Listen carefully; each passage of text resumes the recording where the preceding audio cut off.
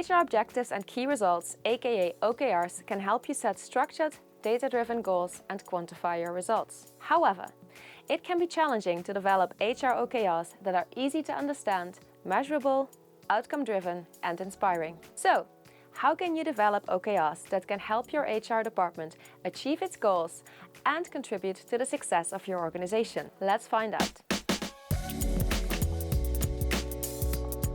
Hi, I'm Nelly. Welcome to another episode of Learning Bites. In today's video, we'll discuss what HR OKRs are and 5 best practices to help you get started. But first, if you're looking for more ways to increase your organizational impact, check out our Stakeholder Management Playbook using the link in the description below. And don't forget to subscribe to the channel.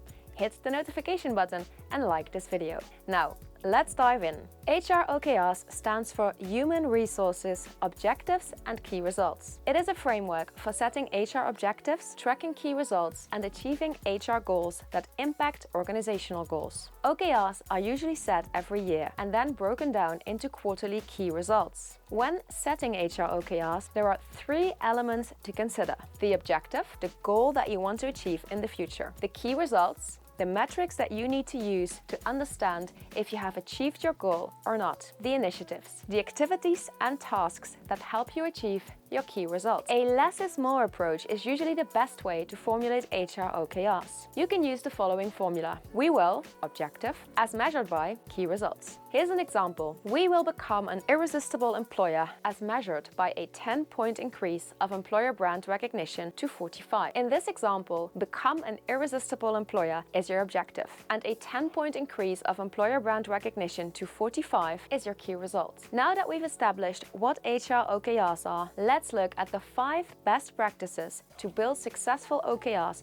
for your HR department. Align OKRs with organizational goals. If you want to add value to the business, you need to align your HR OKRs to the broader organizational OKRs. That means translating your organizational goals to OKRs that can fit your departments, like recruitment, L&D, or HR operations. Keep in mind that some objectives will require you to collaborate with other departments. In that case, you can set up cross-functional teams to work on the key results that help achieve these objectives. Work top-down and bottom-up. OKRs need both top-down and bottom-up support to be successful. Here's how it works. The board or executive committee sets the annual objectives. Middle management then divides these objectives into different key results, often with input from their teams. Individual team members can propose initiatives to achieve the key results, which help reach your desired objectives. Understand what makes good OKRs. There are a few universal characteristics of good OKRs to keep in mind. As a rule,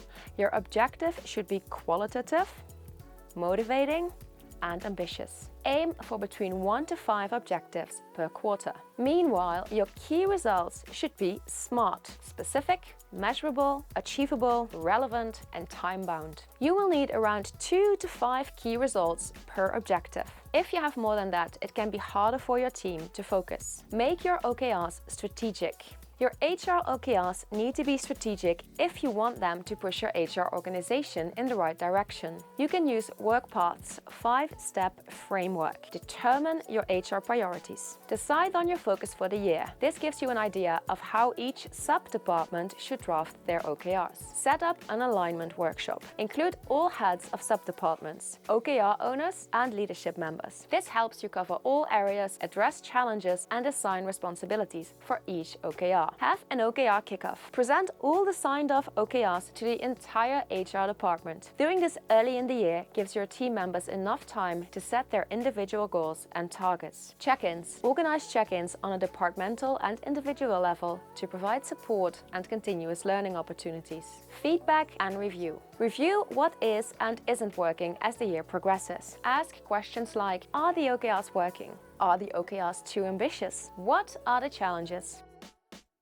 Give a weighted value to each KR. By giving a percentage weight to a key result, you'll be able to prioritize daily efforts and activities. It also helps you determine how much of your objective you've achieved and hold sub-departments accountable. Here's an example of what this could look like for an OKR focused on increasing employer brand awareness in the industry. And there you have it, 5 best practices for setting up successful HR OKRs. Keep these tips in mind and you'll be that much closer to hitting your strategic goals. And as always, please give us a like for our video, subscribe to the channel and hit that notification bell.